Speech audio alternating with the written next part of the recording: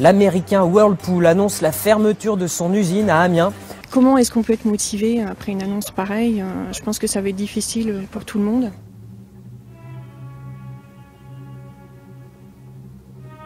Mercredi, on vient d'être nominé au César pour Merci Patron. L'ironie du sort, c'est que le film raconte notamment la délocalisation d'une usine du textile du nord de la France vers la Pologne. Et le même jour, dans ma ville, là, à Amiens, c'est l'usine Whirlpool pour le sèche-linge qui va quitter Amiens pour aller en Pologne, à Łódź. Alors, je lis le communiqué, puisqu'il ne me paraît pas inintéressant. L'usine existence du groupe à Łódź, centre de la Pologne, est appelée à devenir le point central, citation, de sa nouvelle plateforme de production sèche-linge pour la région Europe, Afrique et Moyen-Orient, afin de bénéficier de plus fortes économies d'échelle. Qu'est-ce qui se passe depuis maintenant plusieurs décennies? C'est qu'auparavant, par exemple pour le lave-linge, Whirlpool avait une usine de production de lave-linge dans chacun des pays. Une usine en France pour le marché français, une usine en Italie pour le marché italien, et une usine en Allemagne pour le marché allemand. Et en fait, on va le voir, mais grâce à l'Union européenne, on a pu passer d'une usine par pays à une usine pour l'ensemble du continent. Et maintenant, on inclut donc l'Afrique et le Moyen-Orient à l'intérieur de ça. Et on nous parle d'économie d'échelle. Je voudrais relier ce qui se passe ici à Amiens aujourd'hui aux décisions qui ont été prises, on va dire, à Bruxelles dans les années 80.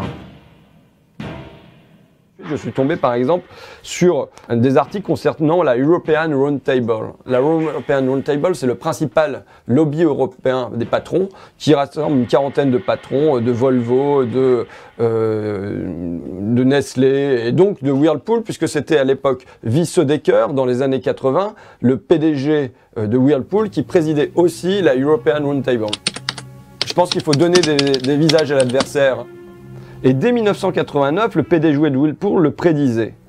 Le marché unique va fournir à l'industrie européenne l'occasion de s'organiser à une grande échelle. Auparavant, il leur fallait jusqu'à 35 documents pour les déclarations d'import-export et les formulaires de transit.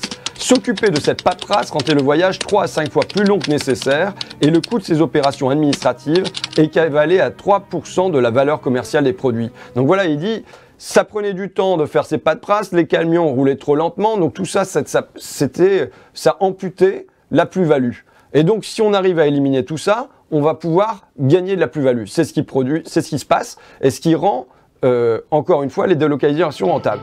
Pour des résultats aussi économiques que parfaits. Mais M. Wiesedecker, il voyait plus loin. Il disait non seulement ça va permettre d'avoir un seul centre de production de lave-linge ou de sèche-linge pour toute l'Europe, mais en plus, ça va mettre les travailleurs en concurrence entre eux, et donc on va pouvoir jouer sur les salaires à la baisse, on va pouvoir jouer sur les acquis sociaux à la baisse. Et je cite toujours Wiesedecker, le PDG, l'ex-PDG de Whirlpool.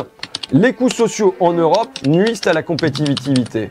La sécurité sociale, les allocations chômage, handicapés, les dépenses pour l'éducation et ainsi de suite.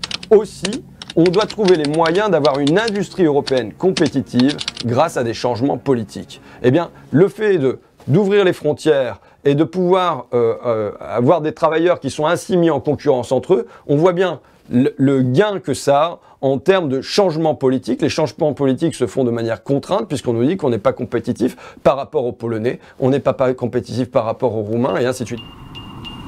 L'année historique, la vraie, c'est 1989. Avec l'effondrement du mur de Berlin et l'ouverture des deux Europes.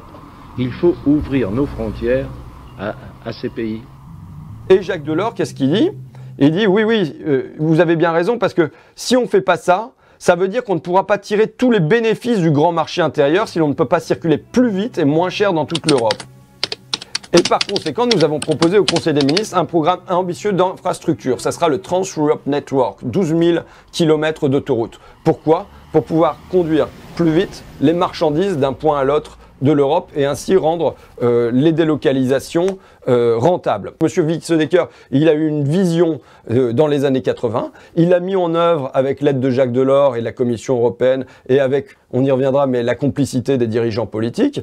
Et cette vision, elle se réalise aujourd'hui. Et ce qui se passe à Amiens n'est que la conséquence d'une idéologie et d'une prophétie qui s'est imposée depuis les années 80. Et donc on a diminué par 4 le nombre d'usines Whirlpool en Europe. Qu'est-ce que vous dites ce matin à ces salariés inquiets de perdre leur job, et on les comprend? Eh bien, je leur dis que s'ils restent dans l'Union européenne, de toute façon, ils ne pourront rien. Parce qu'il y a un article dans les traités, l'article 63, qui interdit toute restriction au mouvement de capitaux. Ça veut dire que Whirlpool, de toute façon, s'ils estiment qu'il est plus profitable pour les actionnaires de créer une usine, je ne sais pas moi, au Bangladesh, en Chine ou autre, ou en Slovaquie, pour maximiser leurs profits, ils bénéficieront de cet article des traités européens. On avait vu, rappelez-vous, sous du temps de M. Hollande, il y avait M. Montebourg qui était le ministre du redressement productif. Vous vous rappelez, il allait, paraît-il, lutter contre les délocalisations. Je pense qu'il a dû essayer de le faire. Il a fait quoi? On n'a jamais eu autant de délocalisations que sous M. Montebourg. Pourquoi? Parce qu'il n'a plus les manettes. Les Français n'ont plus les manettes. Vous me dites pourquoi je veux sortir de l'Union européenne pour rendre aux Français les manettes. Moi, je vois ces 293 salariés. C'est encore 293 familles qui vont être plongées dans le désarroi, peut-être dans la précarité. Et tout ça, pourquoi? Parce que nous ne sommes plus dirigés par les Français. Nous sommes dirigés par des traités européens et une oligarchie financière et industrielle qui dirige le tout.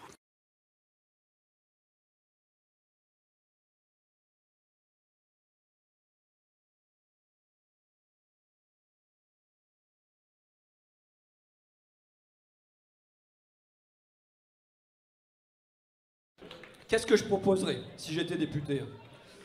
Un truc simple, et puis c'est qui c'est qui l'a dit tout à l'heure? C'est l'un des salariés de Whirlpool qui a dit plus aucun produit en France. Alors je ne parle pas de boycott, moi. C'est toi qui l'as dit.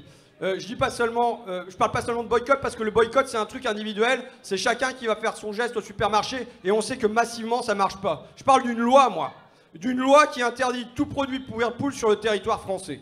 Je pense que c'est ça, vers ça qu'il faut aller.